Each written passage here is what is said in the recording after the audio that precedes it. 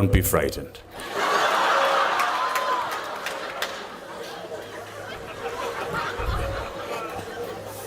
When a Bennington student, 10 minutes before you come up to the podium, hands you a mace,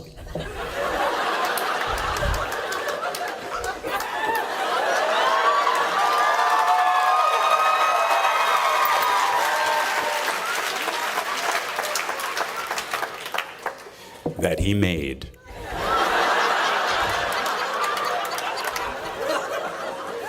if you don't bring it to the podium with you, you'll never be Bennington.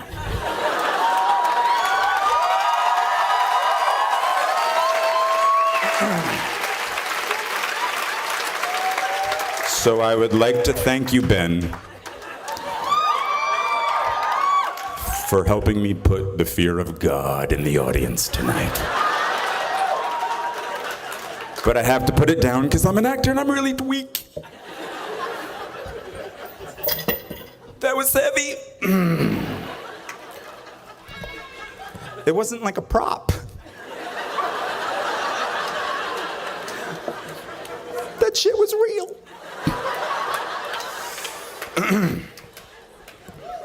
Thanks, Ben. So now I'm gonna read.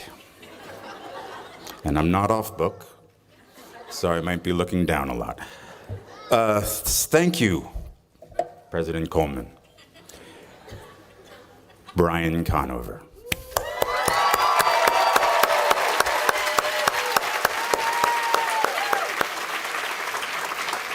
Faculty, students, family, alumni, some of whom are dear friends of mine, who've traveled all the way from the big city to see me hopefully not humiliate myself tonight. And especially thanks to you, the graduating class of 2012.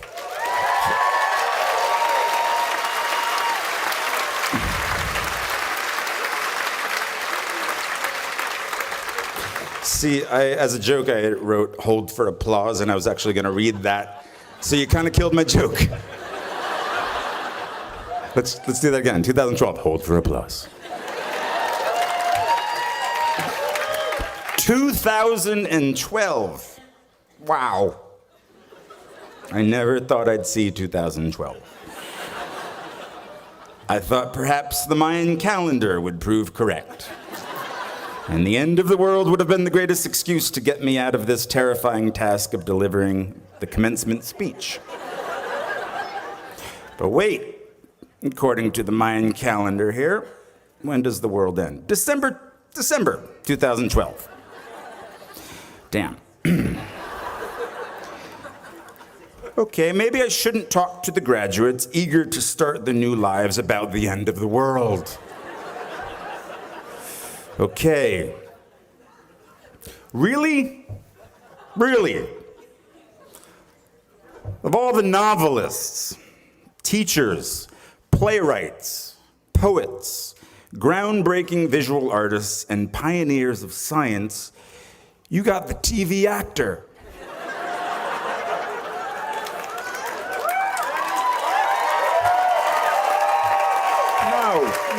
No. And I actually heard you petition for me. Oh, you fools. You know what? For those of you who didn't petition for me, I would love to later on talk about the problems in the Middle East and the downfall of the world economy. And for those of you who did petition for me, I don't have any signed DVDs of the Game of Thrones. But I'm happy to talk about the parallel lineages of the Targaryens and the Lannisters later at the bar.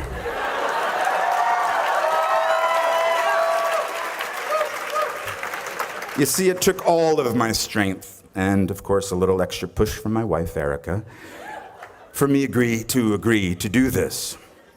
Because I don't do this. In my profession, I am told by people who know what they're doing, where to stand, how to look, and most importantly, what to say. But you've got me. Only me. My words, unedited, and as you will see, quite embarrassing. Okay, let me think. I'm thinking. But I didn't read that. That was ad-lib. Let me think. What has everyone and their uncle told me as I desperately seek out advice on how to give a commencement address? Tell them what they want to hear. Talk about your time at Bennington. Know that there is no wrong speech.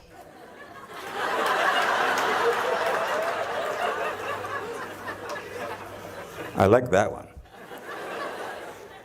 Just keep it brief. That was my father-in-law.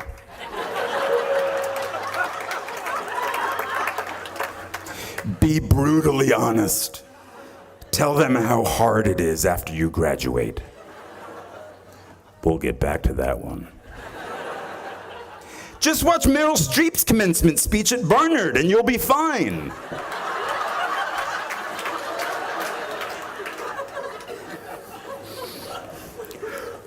What did Beckett say? I can't go on. I'll go on. So even if I don't burn in your hearts and minds long after this speech is over, even if I don't inspire you to reach for the stars and beyond, even if I am erased from your memory after one glass of wine tonight, where am I going with this? I can't go on. I'll go on. You know, I won't speak of my time here like some old fisherman. You have already had your time here. You have your own story to tell. But I have to say, for me, it did start here, in Vermont, on a very rainy night. It was 1987, and I was a prospective student. The rain was coming down so hard, it was impossible to see that I was meeting the person who would later become my greatest friend and collaborator. A freshman who would, 17 years later, introduce me to the woman that became my wife. I'll call him Sherm, because I do. It was late at night on the road right there near Booth House. And despite the dark night and the heavy rain, this place was so alive. The lights pulsed from each of the dorms. Now, I was a kid from New Jersey who went to an all-boys Catholic high school. I was 4 foot something. I mumbled when I spoke. I wore a sort of woman's black velvet cape.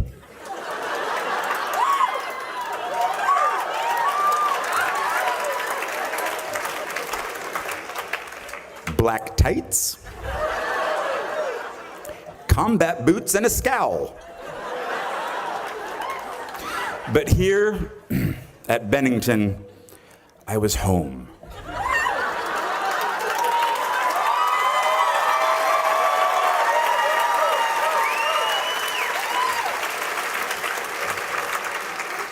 And I have to say, it doesn't get better. Yeah. Just, let me clarify. There are not shinier, more important people out there. Your fellow students, your friends, sitting around you are as good as it gets. 22 years after my own graduation, I have worked with my rainy night friend and fellow graduate, Sherm, on countless productions he has written, in all stages of development, from living rooms to off-Broadway. Brooks, Ian, Justin, Brett, John, Matthew, Jim, Sean, Hyla, Nikki, and the Bee are all classmates I shared my time with here and still work with, and am lucky to call my friends. We are very spoiled here. People always say to me, for such a small school, it seems like there are so many of you.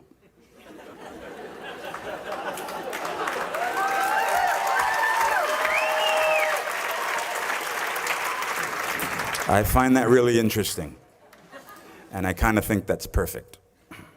We can't help it. We burn very brightly. Please don't ever stop. Okay. Graduates, now when I sat where you are, sitting right now, I had so many dreams of where I wanted to go, who I wanted to be, and what I wanted to do. Theater companies I wanted to start with classmates, movies I wanted to be in, directors I wanted to work with, stories I needed to tell. It might take a little time, I thought, but it would happen. When I sat there, 22 years ago,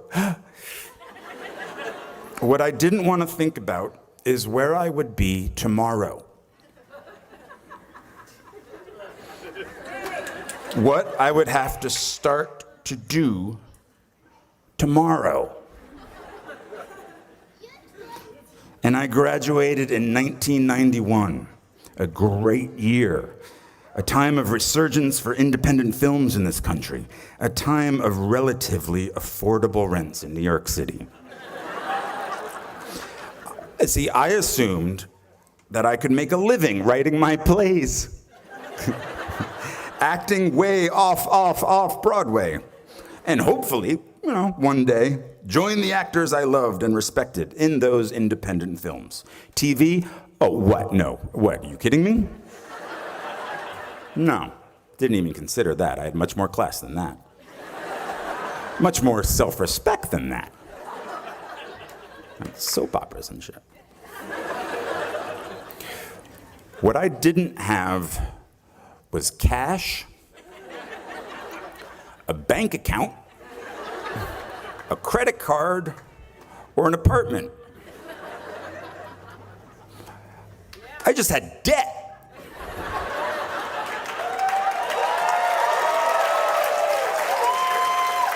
A big, hungry, growing larger every moment debt. So as you will tomorrow, I had to leave beautiful Vermont. I packed the life that I knew with socks and a toothbrush into my backpack, and I slept on couch after couch after couch after couch at friends' apartments in New York until I wore out their rent-paying roommates' welcome. I didn't want a day job. I was an actor. I was a writer. I was a Bennington graduate. I had to get a day job.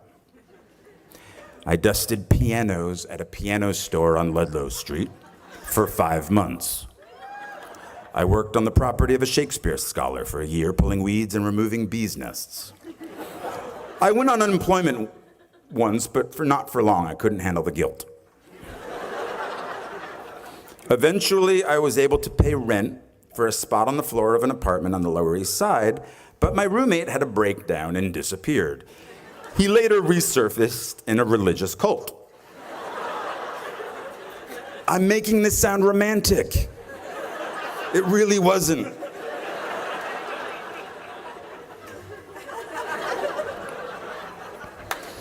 I helped hang paintings at galleries, paintings that inspire you to think, I could do that.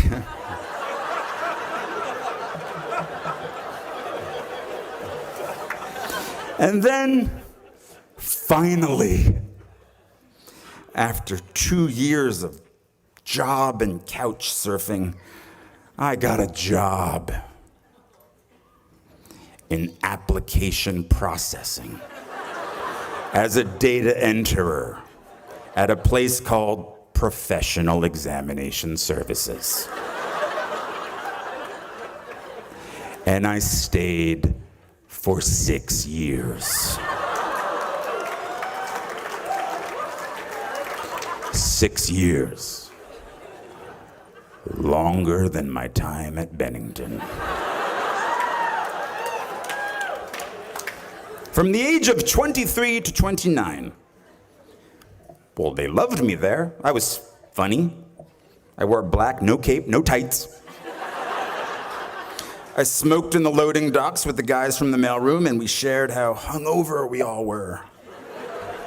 Everyone called each other Shorty. I don't know. What's up, Shorty? How you doing, Shorty? Oh, so hungover, Shorty.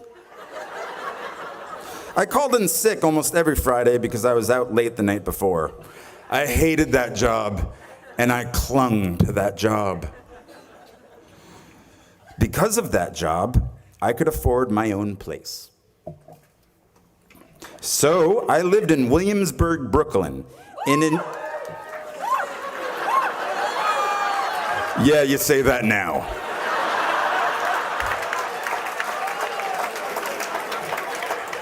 Oh, my kingdom for a time machine. Yeah, that's right. I lived in an industrial loft.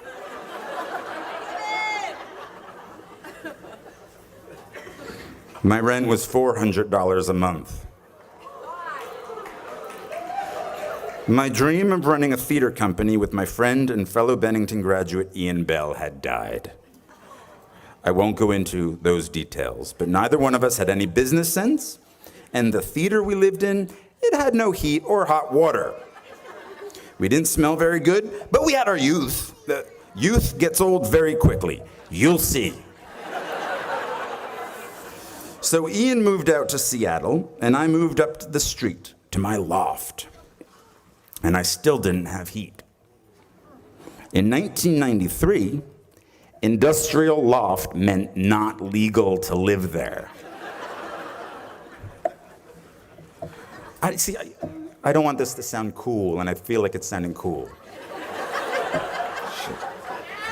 Ad lib. But I did have hot water.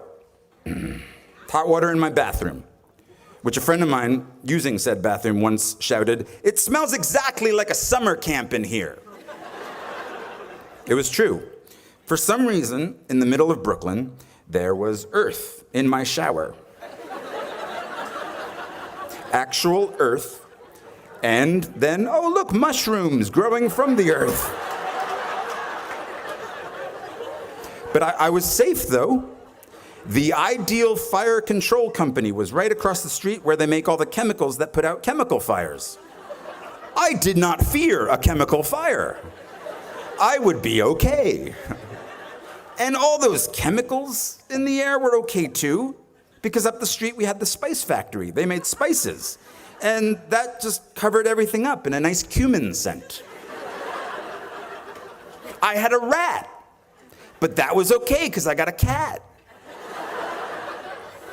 His name was Brian, no relation.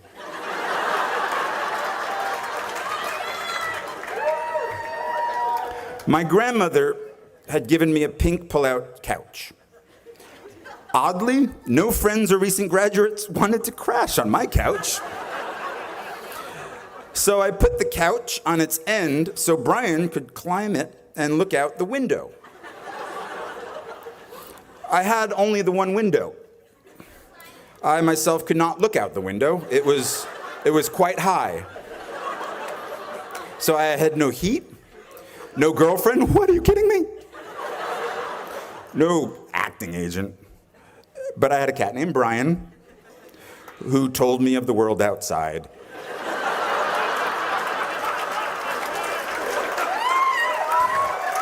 And I stayed for 10 years. No, don't pity me.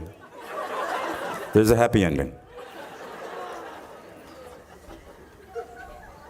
When I was 29, I told myself, the next acting job I get, no matter what it pays, I will, from now on, for better or worse, be a working actor. So I quit my position at the Professional Examination Services. My friends really weren't happy about that because it was so easy to find me when I worked there. Work was the only place I had the internet. This was at the beginning of the internet. And now I didn't have either the internet or a cell phone or a job. But something good happened. I got a low-paying theater job in a play called Imperfect Love, which led to a film called 13 Moons with the same writer, which led to other roles, which led to other roles. And I've worked as an actor ever since.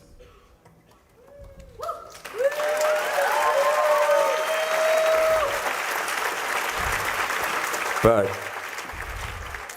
I didn't know that would happen. At 29, walking away from data processing, I was terrified. 10 years in a place without heat, 6 years at a job I felt stuck in. Maybe I was afraid of change. Are you? My parents didn't have much money, but they struggled to send me to the best schools. And one of the most important things they did for me, and graduates, maybe you don't want to hear this, is that once I graduated, I was on my own. Financially, it was my turn.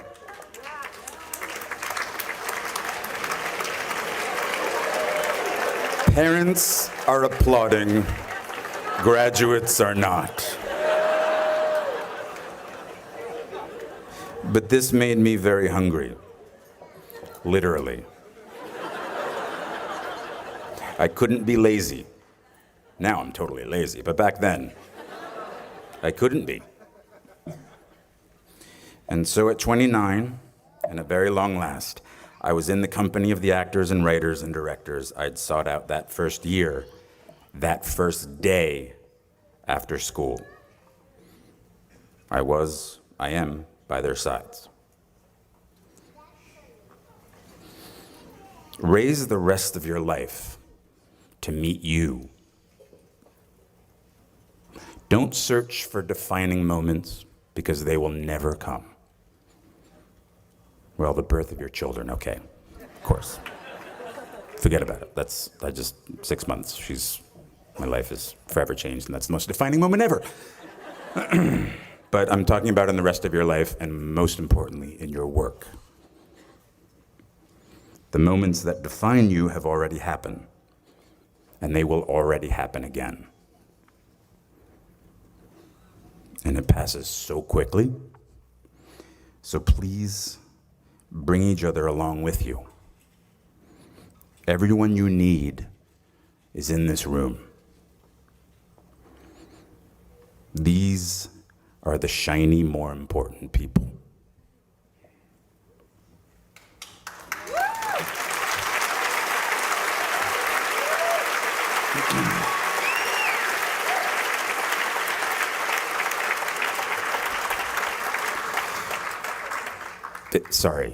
It sucks after graduation.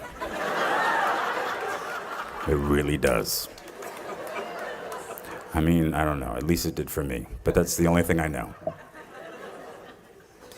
You just get a bit derailed. But soon something starts to happen. Trust me. A rhythm sets in. Just like it did after your first few days here. Just try not to wait until, like me, you're 29 before you find it. And if you are, that's fine too. Some of us never find it. But you will. I promise you. You are already here. That's such an enormous step all its own. You'll find your rhythm or continue the one you have already found. I was walking downtown in Manhattan the other day, and I was approached by a group of very sweet young ladies. Easy. Actually, they were sort of running feverishly down the street after me.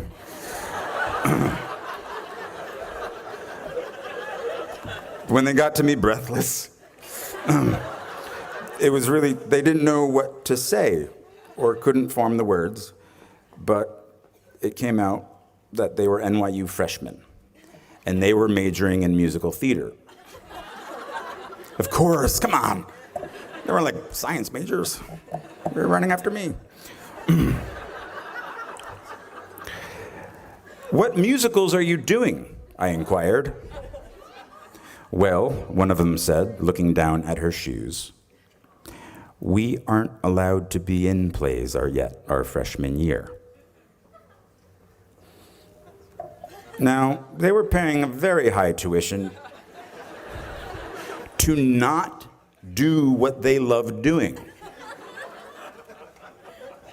I think I said, well, hang in there. What I should have said was, don't wait until they tell you you are ready. Get in there, sing, or quickly transfer to Bennington.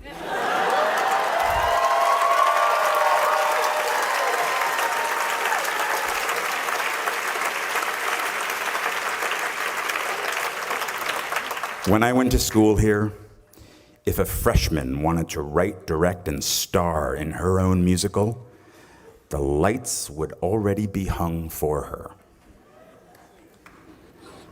Now, I tell this story because the world might say you are not allowed to yet.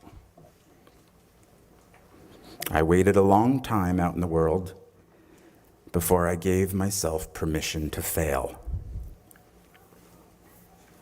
Please, don't even bother asking.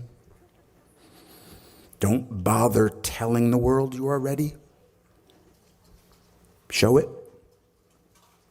Do it. What did Beckett say? Ever tried, ever failed, no matter. Try again, fail again, fail better. Bennington class of 2012. The world is yours. Treat everyone kindly and light up the night. Thank you so much for having me here. Good night.